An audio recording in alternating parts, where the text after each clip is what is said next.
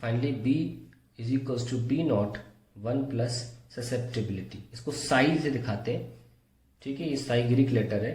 जरा बी के नीचे बी नॉट लेकर आओ तो क्या निकल के आएगा, 1 प्लस ससेप्टिबिलिटी। ये लो भाई, आ गया। और b by B naught just like epsilon by epsilon medium by epsilon naught, epsilon r था। सिमिलरली यहाँ पर b बाय बी नॉट यानी कि total magnetic field upon the air, मतलब एयर से हम देखते हैं ना, इसे था ना परमिटिविटी ऑफ मीडियम को अगर हम एयर से देखते थे तो हम उसको बोलते थे रिलेटिव परमिटिविटी।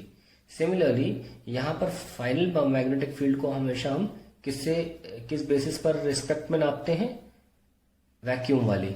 तो इसको बोलते हैं रिलेटिव परमेबिलिटी, म्यू आर ना, इसको हम बोलते हैं म्यू आर। तो यहाँ पे देखिए हमने कितने टर्म्स देख लिए, हमने कुछ टर्म्स लिखे थे, कहाँ तक पहुंच गए, ये लो भाई। ससेप्टिबिलिटी भी हो गया, रिलेटिव परमेबिलिटी भी हो गया, एच फील्ड भी हो गया, चारों टर्म्स हो गए हमारे, ठीक। तो ये बहुत इंपॉर्टेंट टर्म आ जाता है रिलेटिव परमिटिविटी का। और यहाँ से कुछ महत्वपूर्ण चीजें आगे निकल के आती हैं। So now we have come to this. Now see, जैसे कि कोई सोलेनॉइड है, उसमें अभी हवा है तो बी नॉट से दिखाओगे और मी नॉट एच लिख दोगे। अब उस सोलेनॉइड को अगर हम किसी मटेरियल से भर दें तो अब तो उस मटेरियल में हवा की जगह मटेरियल है ना, तो हम बी जो होगी वो बी नॉट तो नहीं लिख सकते, और म्यू नॉट तो हवा की होती, हवा तो नहीं है, इसमें मटेरियल है, तो मीडियम का लिखना चाहिए ना, म्यू मीडियम इंटू एच, ऐसा कुछ होना चाहिए ना हमारे पास। ये कैसे आता है, देख लेट अस सी। ध्यान से देखिए कि हमने अभी डिराइव क्या किया था कि बी जो टोटल था वो निकल के आया B naught plus B material में जो मैग्नेटिक फील्ड इंड्यूस हुई, mu naught N I plus mu naught N I M. अब इसमें हमने इसको h से रिप्लेस किया और इसको हमने कैपिटल M से रिप्लेस किया। फिर हमने क्या किया, म्यू नॉट कॉमन ले लिया, और चाहे तो कह सकते हैं कि h भी कॉमन ले लीजिए, और 1 प्लस एम बाई एच यहाँ पर पहुँचे। फिर हमने इसको लिखा mu naught h 1 plus susceptibility and we got p, then we got mu naught h and this was derived as mu R. Derive किया था हमने। नाउ हम ऐसे भी लिख सकते हैं mu naught mu R into H.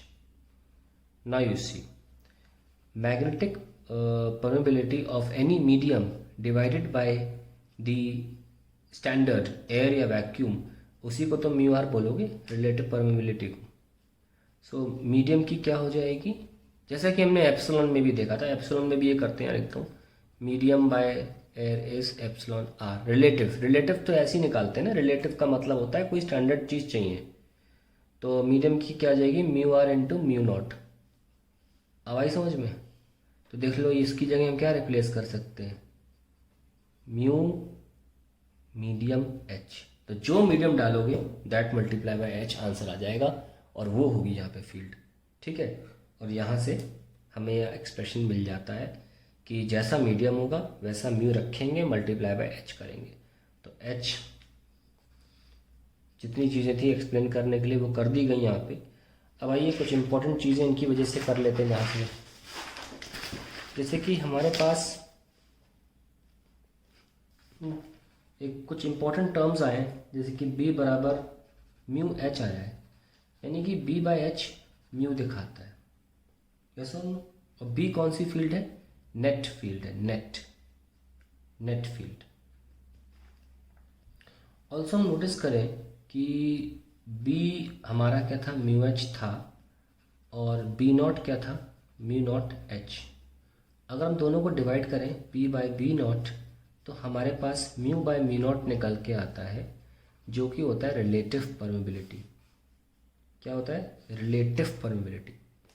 ध्यान रखें b यहाँ जो दिखाया जा रहा है, कुछ पन्नों पहले उसे बी नेट से लिखा गया था, यस वन। तो अगर हम नोटिस करें डायमैग्नेटिक मटेरियल्स के लिए, डायमैग्नेटिक मटेरियल्स अगर इनके लिए नोटिस करें तो हमें पता है कि b less than B naught था, इसका मतलब b by B naught less than 1 हो जाएगा। यानी कि डायामैग्नेटिक मटेरियल्स के लिए रिलेटिव परमेबिलिटी लेस देन 1 होती है। बहुत इंपॉर्टेंट पॉइंट है ये। अब बात आती है पैरामैग्नेटिक के लिए। Paramagnetic materials,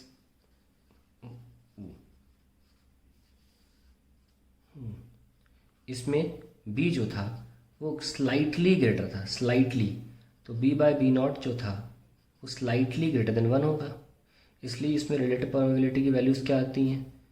very very close to 1 but greater than 1। ठीक है, रिलेटिव की बात कर रहा हूँ मैं। अब फाइनली आती है फेरोमैग्नेटिक मटेरियल्स के लिए। फेरोमैग्नेटिक मटेरियल्स, और इसमें B by B naught, sorry B was very very very very greater than B naught, इसलिए बी बाय बी नॉट जो है very very very greater than 1 आएगा। इसका मतलब यह हुआ कि इसमें म्यू आर की value very very very greater than 1 होती है। ये सब ना, तो ये बहुत इंपॉर्टेंट पॉइंट ध्यान रखेंगे। तो इसका मतलब अगर हमें ग्राफ बनाना हुआ, बहुत ग्राफ आते हैं, अगर हमको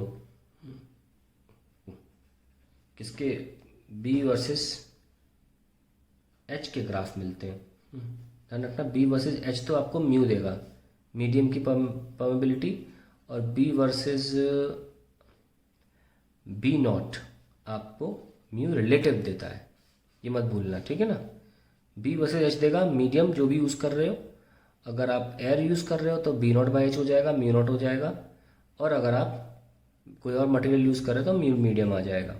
खैर, तो हम रिलेटिव के लिए बी बाय बी नॉट का ग्राफ बनाएं अगर, तो ये एक 45 की लाइन बना लीजिए आप, ठीक है, 45 की लाइन बना ली। तो ये इसके नीचे अगर रहा तो आप क्लियरली बोल सकते हैं कि डायामैग्नेटिक है, ठीक है। और इसके ऊपर स्लाइटली हुआ 1 से थोड़ा बड़ा तो पैरा है, और काफ़ी ज़्यादा स्टीप हुआ तो फेरो है। ऐसे ग्राफ दे दिए जाते हैं और पूछा जाता है कि कौन से मटेरियल है, ठीक है ना। नाउ मीडियम की परमिटिविटी जो होती है,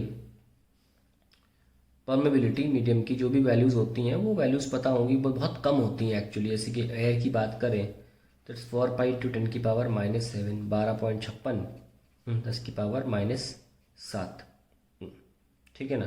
तो नॉर्मली जो म्यू आर है फेरोमैग्नेटिक के केस में अप्रोक्सीमेटली, इन केस अलग से एकदम नोट्स ख़राब हो जाएंगे, इन केस ऑफ फेरोमैग्नेटिक